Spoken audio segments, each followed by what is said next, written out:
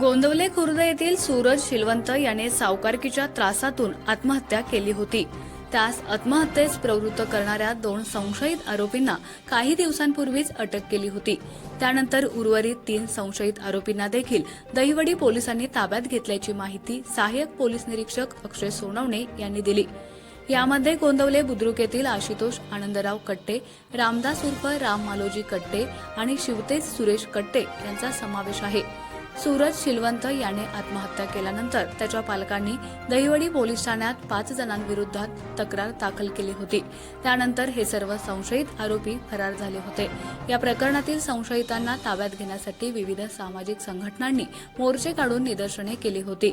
या 5 जणांना पकडण्याचे पोलिसांसमोर आव्हान होते। या प्रकरणी सर्व संशयितांना ताब्यात घेण्यात अखेर पोलिसांना यश आलंय। ही कारवाई जिल्हा पोलीस अधीक्षक समीर शेख व उपविभागीय पोलीस अधीक्षक अश्विनी शेंडगे यांच्या मार्गदर्शनाखाली दहिवडीचे सहाय्यक पोलीस निरीक्षक अक्षय सोनवणे, पोलीस हवालदार रामचंद्र तांबे, पोलीस हवालदार रवींद्र बनसोडे, पोलीस कॉन्स्टेबल गणेश पवार यांनी केली।